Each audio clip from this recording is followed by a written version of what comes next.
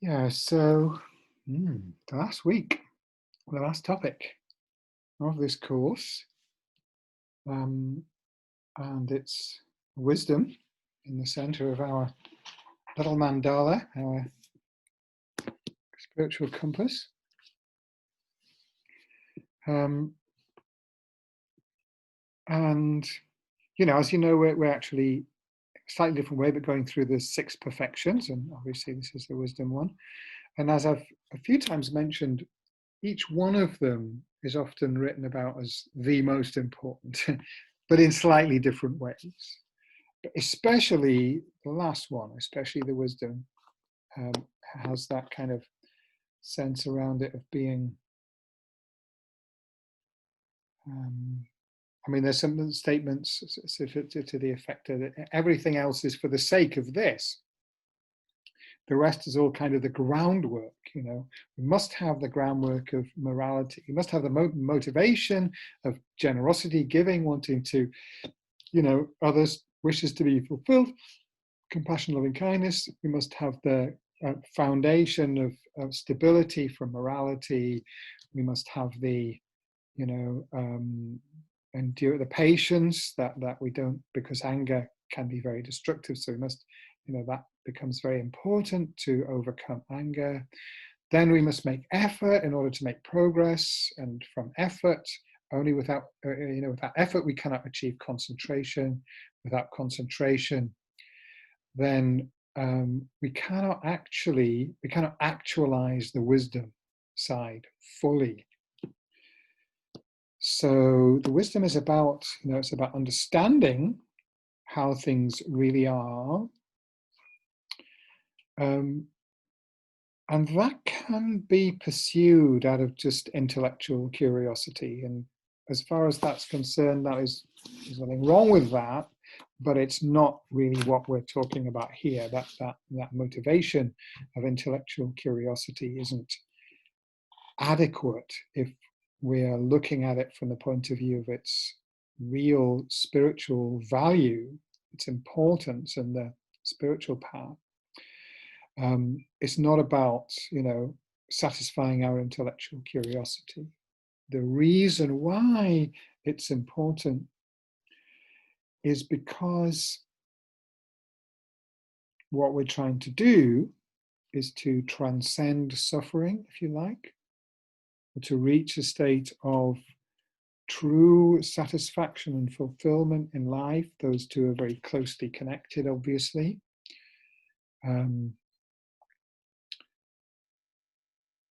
And the reason why we suffer and what blocks us, what prevents us most fundamentally from actualizing our full potential and from the experience of enlightenment is that we misconstrue reality. We misunderstand what reality is. So, and the example of anger, I think, is very, very helpful, because it's quite easy to see, first of all, that when we are angry, we have a very strong conviction. We have a point of view that we feel absolutely certain is correct. And we also feel that someone else's point of view is absolutely wrong.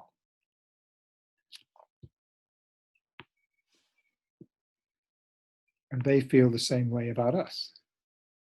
So it can't both be right.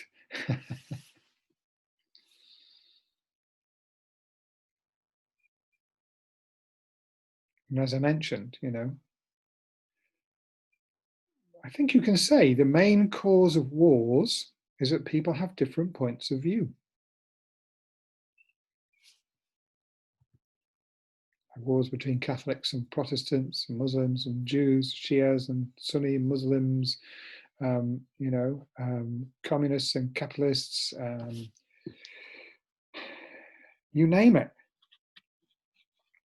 Conservatives and liberals or socialists or whatever, political things, religious ideas, and often people come to blows, on a smaller scale over very slight differences of opinion. It's interesting, isn't it?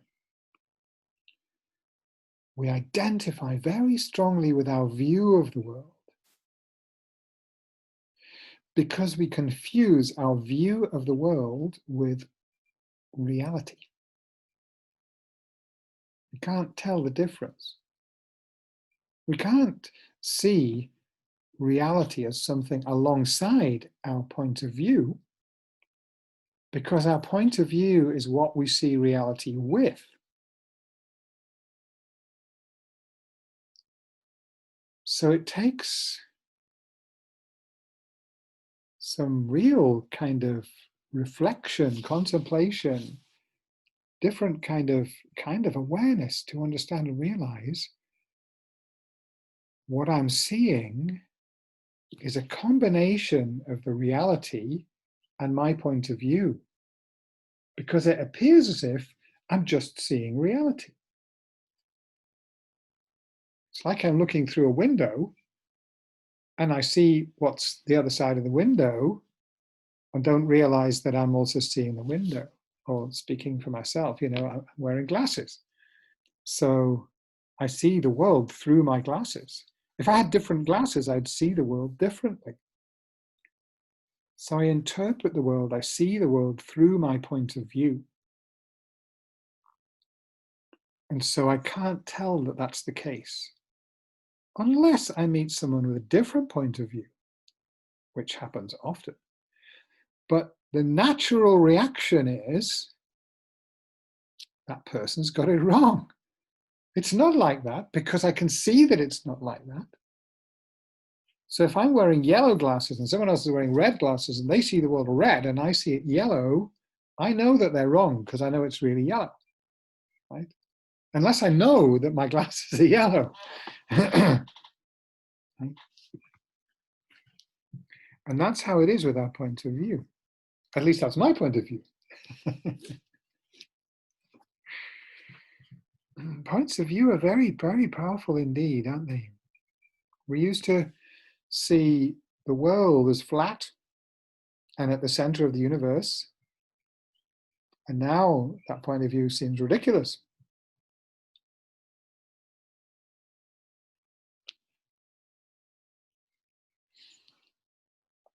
And everyone has a different one because everyone's had different experiences. I should have a little visual aid here. I should have a little screen sharing thing and show you the famous picture. Some of you probably know it. It's called the duck rabbit. And it's a drawing, line drawing of a duck. And you look at it for a while, and then you see that it can be seen as a rabbit. And it's just as good picture of a rabbit. And some people see the rabbit first, and some people see the duck first. But suddenly it flips, and it's not a rabbit anymore, it's a duck. Oh, it's a rabbit. There's another one, famous one of, it's a beautiful young woman, with a very glamorous kind of hairdo and a fan and things.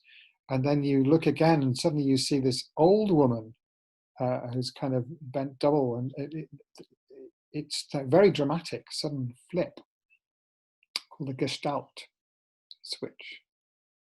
Well, the same thing is there in both cases, but we see different things.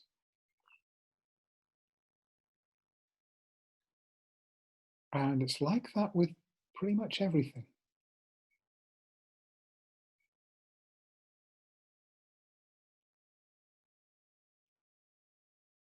It's a very profound realization, actually, because we then realize that we had this very definite image of this very solid, concrete reality that I can see. It's like this. But if I recognize that it would be possible to see it quite differently with a different point of view, the world would look quite different.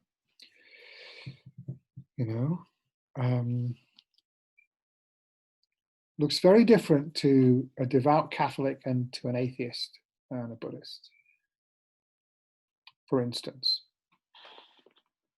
Looks very different to a passionate militant anarchist or a conservative. But both points of view are equally true and equally untrue. Very hard to believe.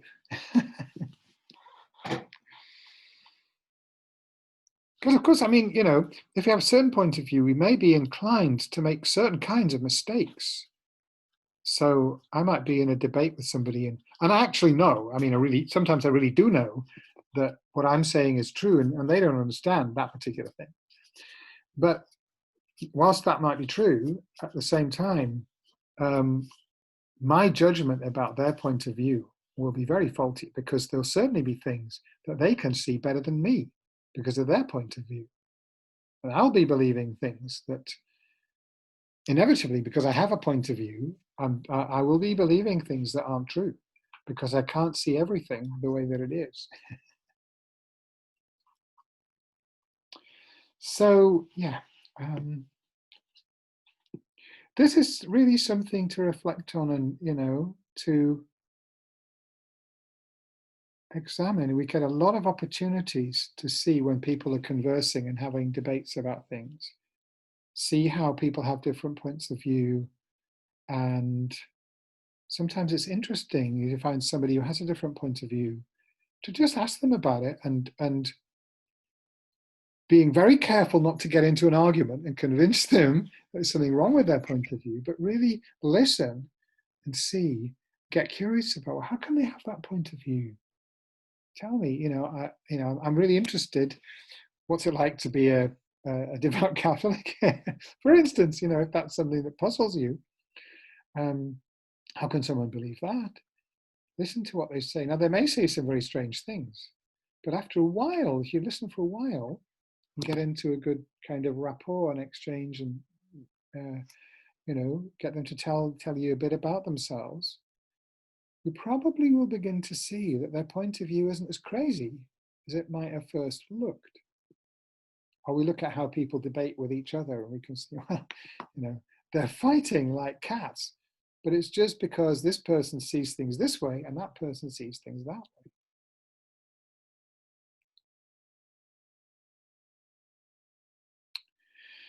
So I mentioned that we identify with our point of view, right? So that's why we get angry, you know, when someone doesn't agree with our point of view. Oh, I don't know whether that's why we get angry, but it's a very important part of, if you like, the mechanism of anger, is that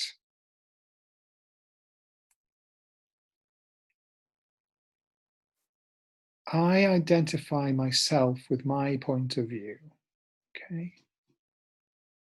In a sense, I am my point of view, if I'm anything. I'm as much that as anything else. You're asking, you know, what actually am I? I mean, this is a profound question, and this is the main question. In the traditional presentation, this is the main question that you're asked to look at, you know, is what is this I that I think I am? What is that? Is it my body? Or is it my mind? And if it's my mind, does that mean it's my thoughts or my emotions or some kind of mixture of the two? Where is that mind? Can we find that mind? When we look for the I, we cannot find it. This is the very interesting observation. But when we look at anger, what we can find, what we can see, is a very strong feeling of I. I'm right, he's wrong, she's wrong, you know. So there's a strong feeling of I and a strong feeling of them, different from me. Fundamentally different, because I couldn't think, behave, speak like that. If I thought I could, I don't think I would be angry. I wouldn't be so certain that that person is mistaken and I'm definitely right.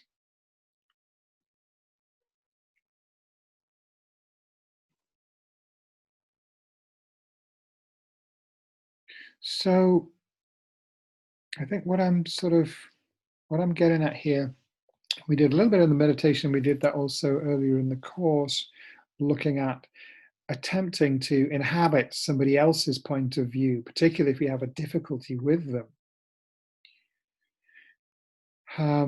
That it breaks down that very strong identification of me as fundamentally different from them.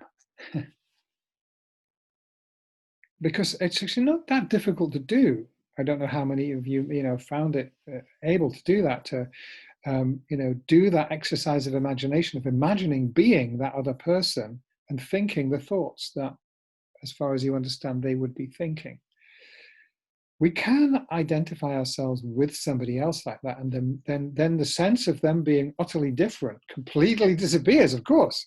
You couldn't do otherwise. And we see that the difference isn't that that person is fundamentally different from me, but just that they have a different point of view.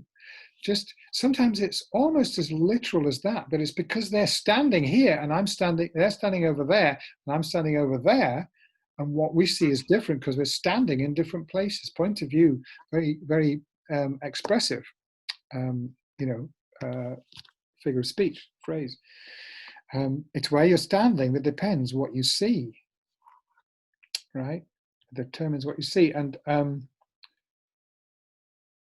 that can be situations where people can almost get into fights because literally, because of where they're standing, one person can't see something that the other person can see. And they're having a big argument about what's really there. Because to both of them, it seems absolutely clear that what they're seeing is what's real.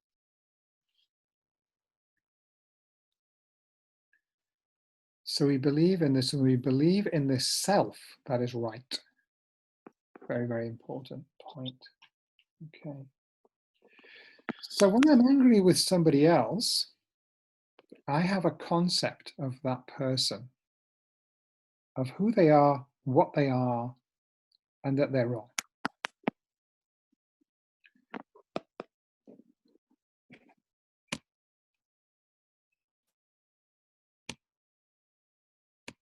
So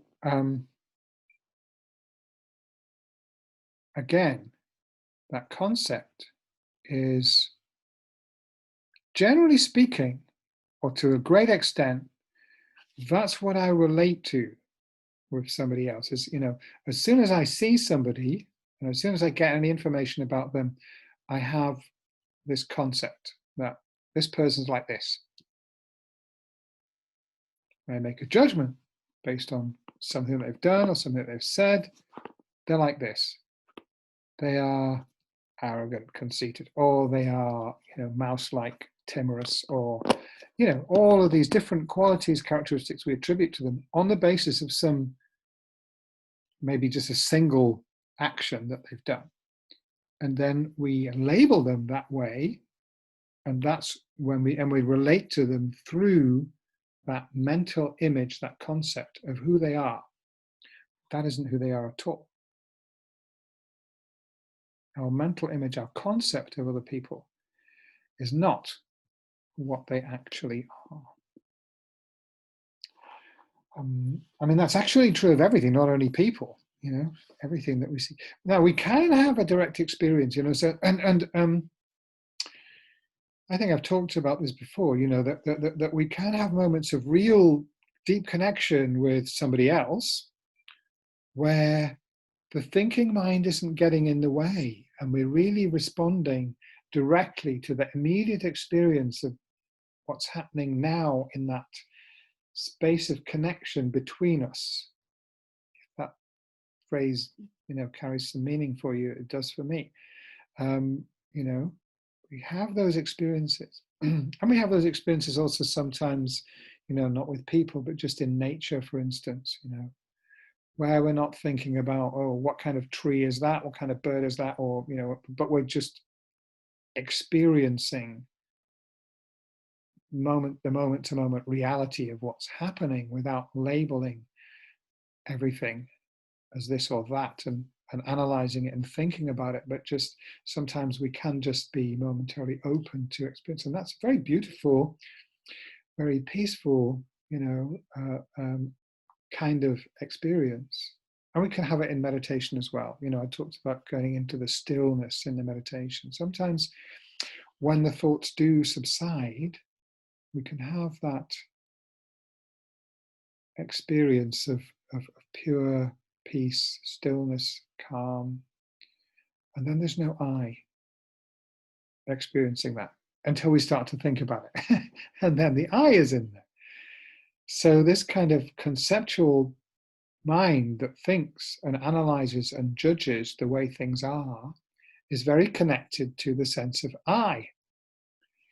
And that sense of I carries with it a very strong belief in the reality of I. But again, that's just a concept of who I am. So just as I have a concept of you, I have a concept of myself. And I'm very attached to that.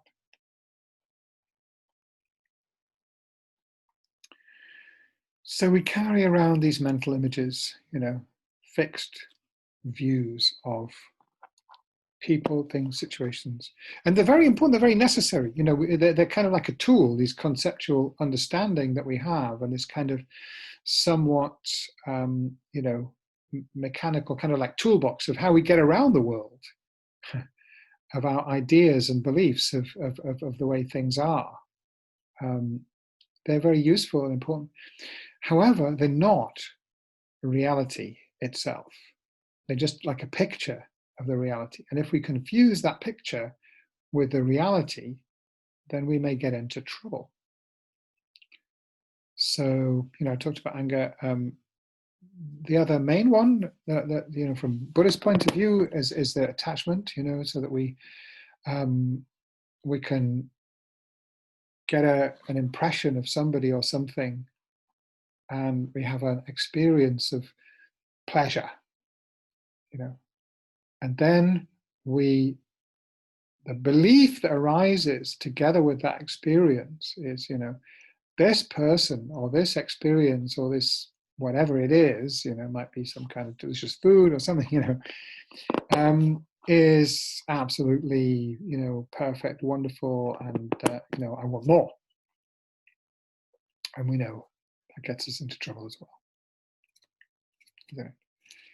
I mean, it's a classic instance of, we know about falling in love. I expect everyone here knows about falling in love, and the fact that we fall in love and then very soon we fall out of love, because that falling in love, however wonderful it might be, it's also very deceptive that we, this kind of surge of, I don't know, whatever they are, different hormones in the body or something, that kind of, we suddenly have rose-tinted spectacles, don't we? It's a great phrase, and especially this person, but probably at that time, everything is wonderful for a while. And then they fail to live up to our expectation, and we're very disappointed. This happens with all sorts of things. I remember one of my students, actually, early days of Jamyang, talking about, he was, for a while he was involved in sales, commercial kind of, selling. And there was this kind of quite competitive thing of who's selling the most. And there was a definite culture of wanting, to get on, make money and have good things. And he said, he bought a new BMW. And then, it wasn't the one that had, I can't remember what it was. I mean, it was something really trivial, some feature that it had that was very kind of inconsequential. And he really, very shortly after he bought this car, it became a real pain, a real problem to him that he hadn't got the next model up that had this, whatever it was. I can't imagine what happened when the car got scratched, because they always do. So probably as Buddhists, we may be a little bit less subject to being attached to BMWs, but we're all attached to something, aren't we? And the point that I'm making is, these emotional reactions that we have to things and people and situations, they cause us endless suffering. And they're all based on, the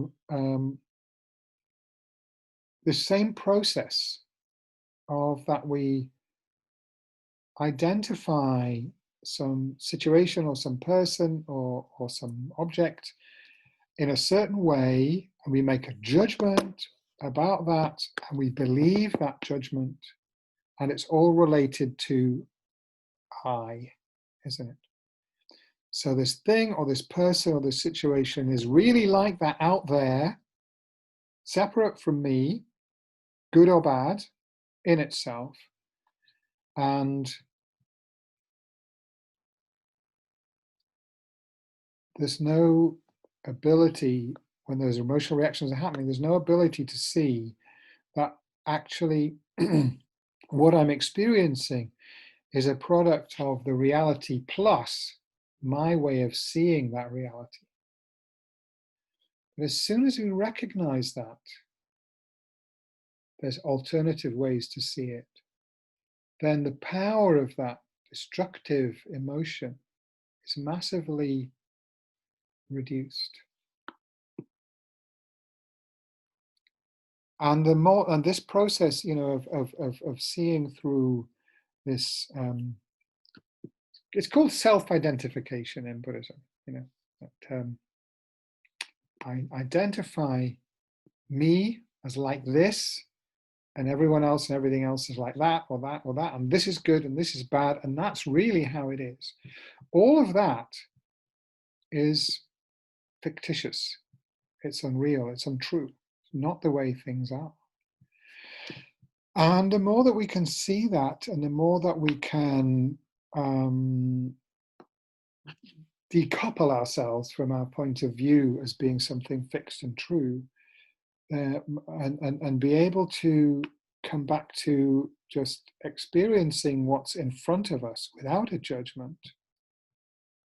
Like I said about, when we're in connection with somebody, in the moment, really paying attention and listening to what they're saying, and noticing, how they're saying it and so on.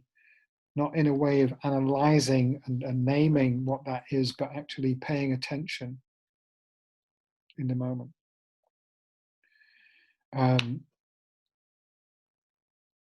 Then we can begin to recognize the difference between that experience, or the experience of really seeing something, and the usual way that it is. Because when we see an object, or when we see a person, within a split second, we substitute our concept, our preconceived idea of who that person is or what that object is, and we relate to that. So it's also about training in awareness. I haven't spoken as much as I really perhaps wanted to about awareness. So it was in our seventh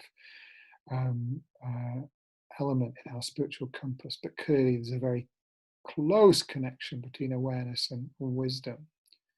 That a lot of the time our mind operates mechanically with these kind of, as I say, preconceived ideas, because that's very efficient.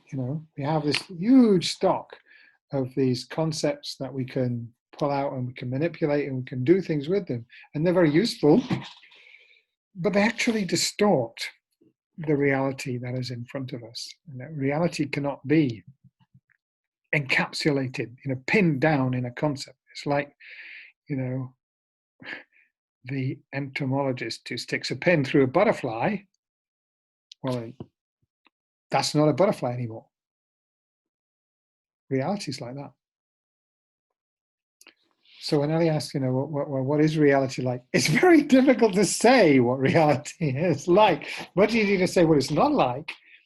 Once we begin to understand what it's not like, that we think is reality, then that opens up a possibility to begin to experience reality and actually ultimately we can't say what reality is. We can't communicate what reality is through words fully, but we can experience it. Possible to experience it. And the extent to which we can decouple ourselves from, not get locked into our preconceived ideas and concepts, but actually open our mind to being aware of what is arising right now, then we can begin to have that direct experience. And then there's no possibility of doubt in that, right? There's nothing to doubt, there's nothing to debate, there's nothing to argue for or against, it just is.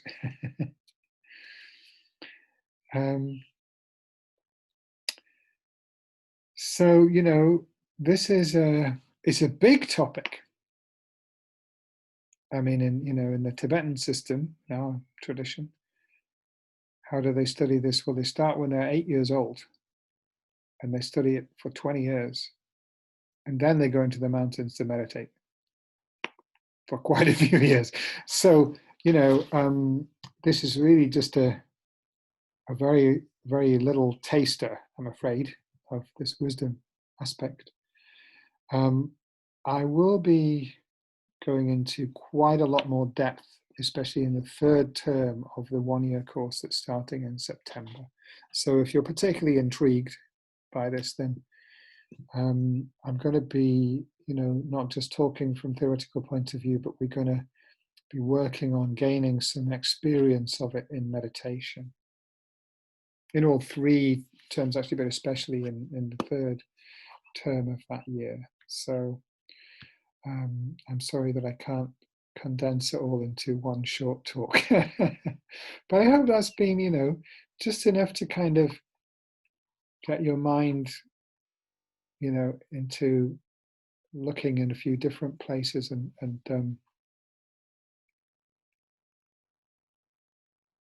perhaps begin to explore and question, okay, what aspects of the way that I see the world might I be a bit stuck in because I don't examine them, because I don't really recognize that it is my point of view here, and it's not something that's out there existing independent of me, that is just the way reality is, but it's the way that I'm seeing things. So I hope that's of some value. Anyway, we'll discuss